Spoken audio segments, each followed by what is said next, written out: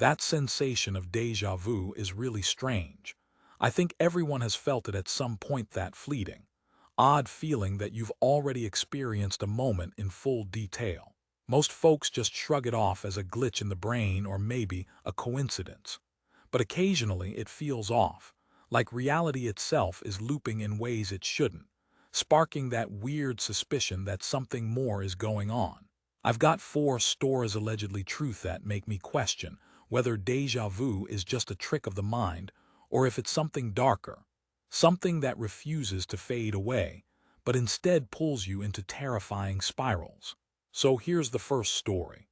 Back in 2017, I don't usually talk about this stuff because it sounds insane, but that year, something happened that shook my understanding of my own sanity and even how I see reality. I was living in this rundown apartment complex in central New Jersey, a three-story brick building that probably hadn't seen a renovation since the late 80s. The kind of place where the hallway lights buzz faintly, chipped paint spots every door, and the locks don't match up. I shared that place with my roommate Tim, who worked night shift security at some warehouse just outside town. Most nights, it was just me alone there. It was a Thursday night, early February, when I got home later than usual.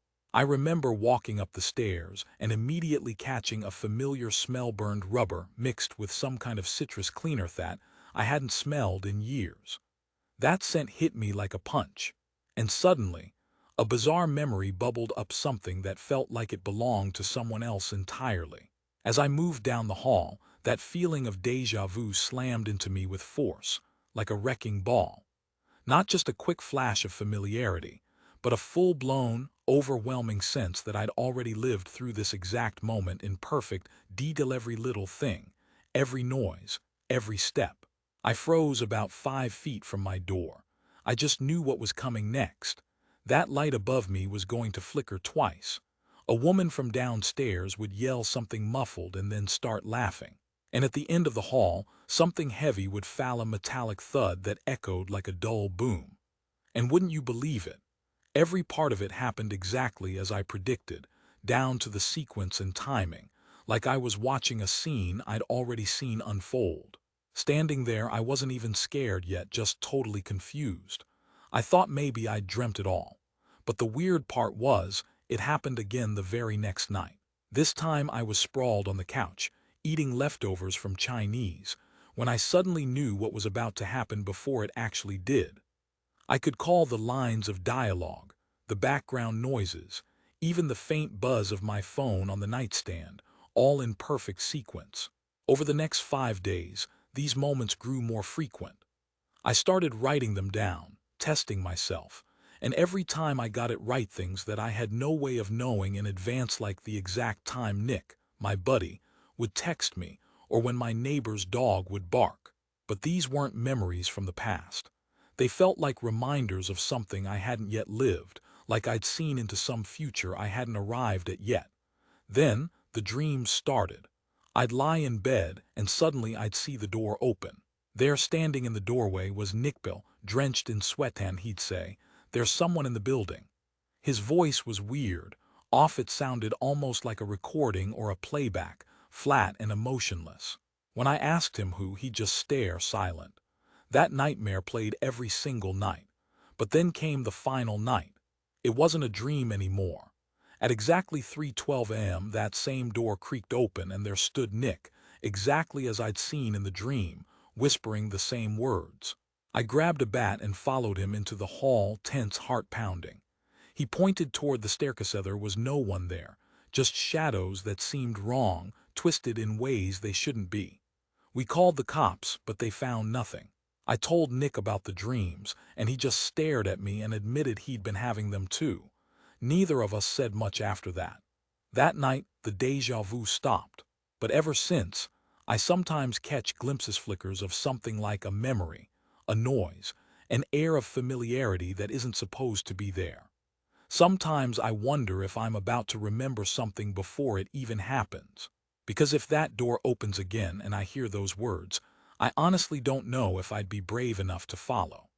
I've been starting to think maybe what we call memories aren't really memories at all, but glimpses into layers of time, stacked and bleeding into each other like old wallpaper where each layer overlaps slightly. I sometimes think the hallway itself might be some sort of weak spot, a seam between two versions of reality. I moved out 6 months after that night, but I still drive past that building now and then, and every time I swear I feel a Tuga part of me wants to stop and go inside. Part of me still believes something is waiting at the end of that hall. Not a ghost or a person, but some decision I haven't made yet, or maybe a version of myself stuck replaying moments over and over again, waiting for the chance to change the ending. Now here's another one. My name's Jesse. This happened 3 years ago when I was 17 and my brother Chris was 19. We live in a tiny town surrounded by woods. Nothing ever happens here, so we get bored pretty fast, especially as teenagers. There's this trail near our house that snakes into the forest, miles away. Rumor has it there are old buildings hidden deep in the woods, and some spooky stuff, too. We'd always talked about exploring it but never got around to it until one October weekend when we had zero plans. Chris suggested we check out this abandoned house he had heard about from some kids at school. It was a cloudy, cool day. Leaves were changing colors really pretty and it made for a nice hike. We packed water bottles, flashlights, and told our mom we were going exploring. We left around 3 p.m., knowing the sun would set early. We figured we'd only be gone a couple of hours. The hike started normal, like all hikes in those woods. But after about 10 minutes, I started feeling weird. Like I'd walked this exact trail before literally. Every bend, every tree, every step. I could even remember a conversation with Chris about some random thing I knew we'd talk about. When we passed a broken fence post, I suddenly remembered standing right there in that moment though. I'd never been on that trail before. It was all too familiar, even the smallest details. I didn't say anything, but I felt this deep sense of déjà vu intensify. The more we wandered, the more I started to recall a house, a run-down, green-painted two-story with peeling paint, a broken front step, and vines creeping up the sides. I saw it clearly, like a vivid memory. Top floor window shattered, vines wrapping around the porch. But I knew I'd never seen this house in real life. When we got close, around 3:30 to 4 p.m., I felt that sinking feeling like a stomach drop. There it was, exactly what I'd pictured in my mind, down to every crack and chipped board. I froze, staring at it while Chris kept walking toward the old porch. I wanted to turn around and walk away, but I couldn't. It felt like I was caught in some loop. I asked Chris if he felt it too, if the house seemed familiar to him. He looked confused and shook his head no, wondering what I was talking about. I told him I had this weird, intense déjà vu of this exact moment, but I didn't want to chicken out, so we pushed on. The front door was half open, like someone had been there recently and left it that way. Chris pushed it gently and it squeaked loud as it swung open. Inside, the smell was heavy, musty, old, and like decay. Silence pressed down on us, heavy enough to make my ears ache.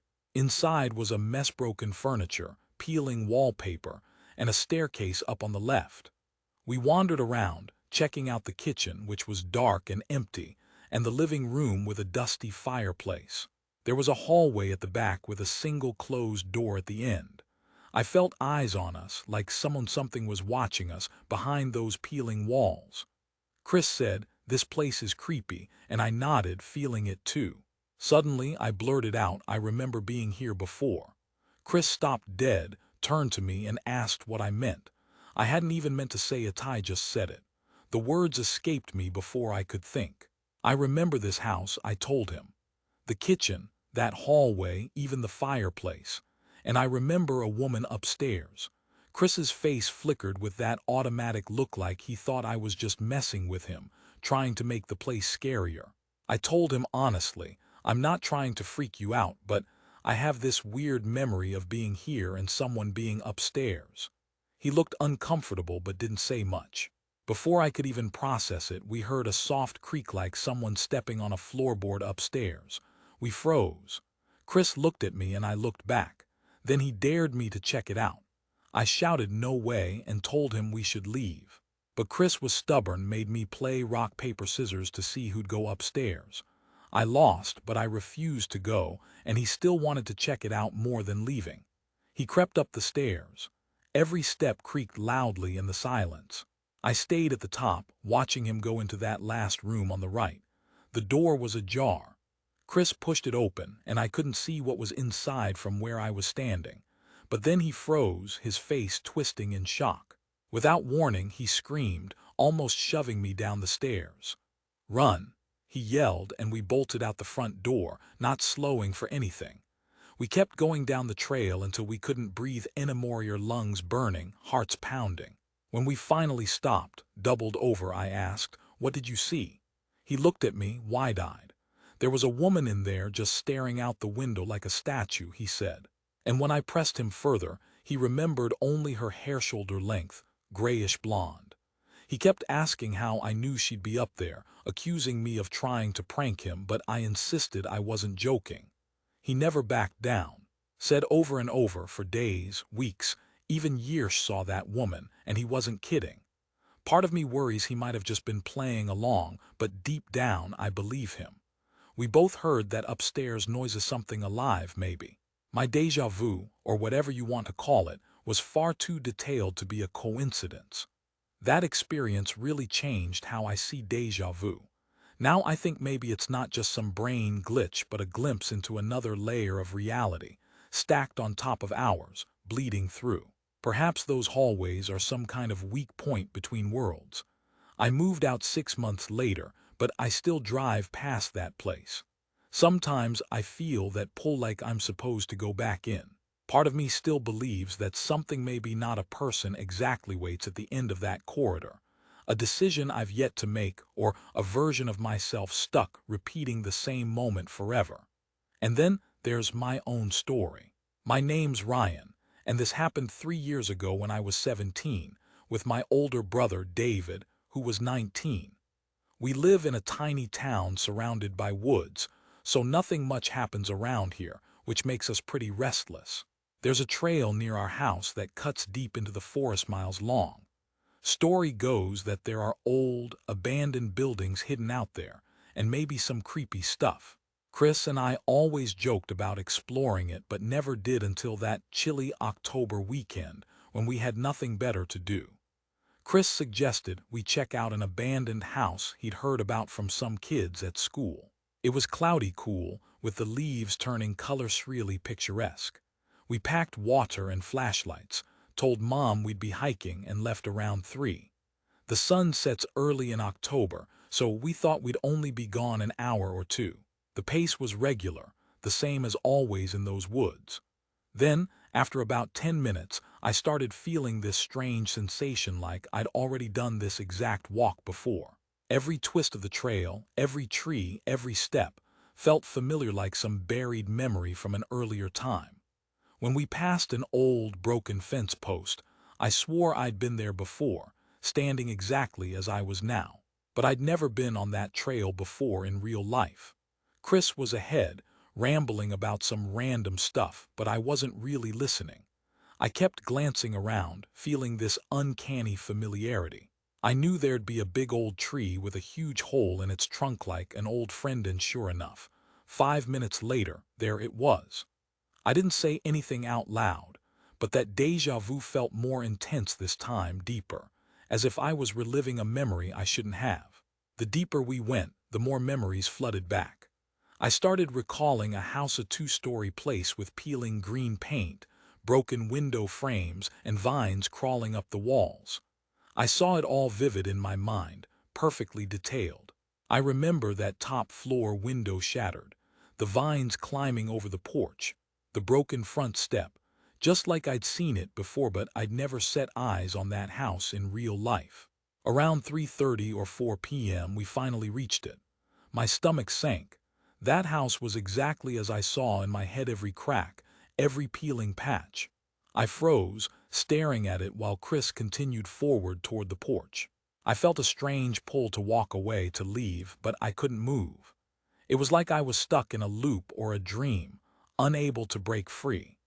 I asked Chris if he felt this sense of familiarity too, if this place looked the same to him, but he looked at me with confusion like I was nuts.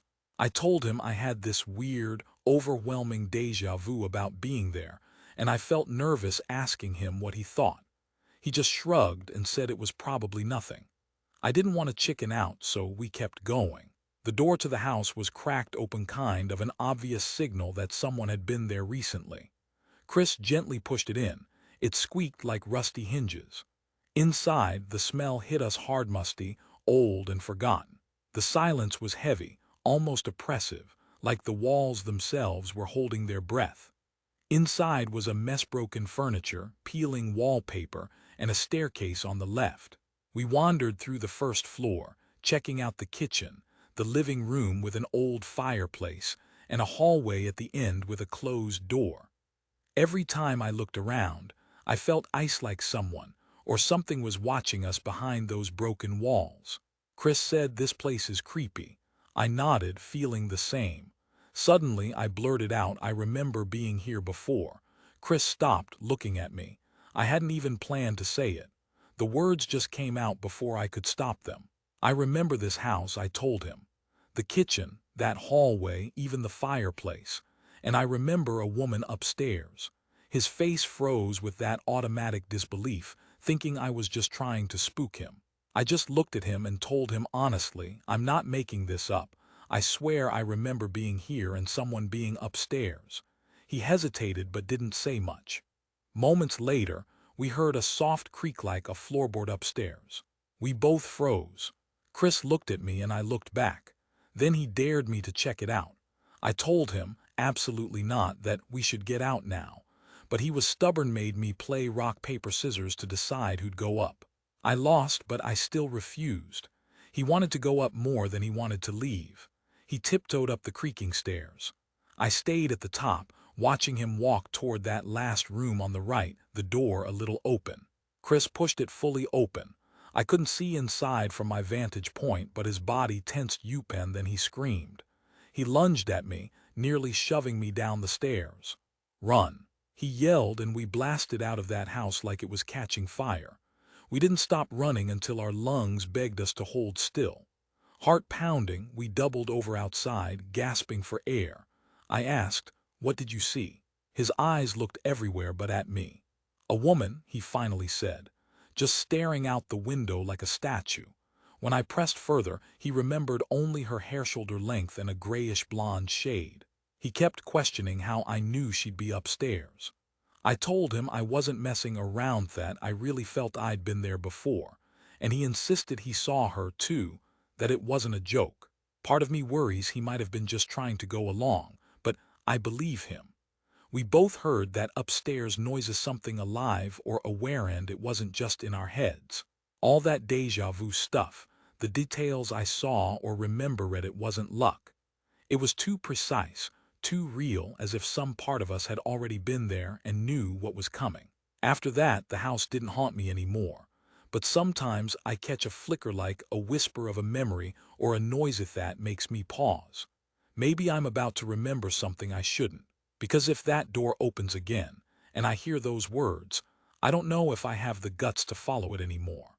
I've begun to think that maybe our memories aren't really memories, but layers of time overlapping, each one bleeding into the next, like wallpaper slowly peeling back to reveal another. Sometimes I think that hallway might be some sort of weak spot, a crack between two worlds, and I can't help but wonder if something's waiting there at the end, just beyond reach, just waiting for me to cross that threshold again. I moved out 6 months later, but I still drive past that place. Sometimes I feel that pull, like a twinge in my gut, and my body wants to go inside. I believe maybe there's something still waiting there.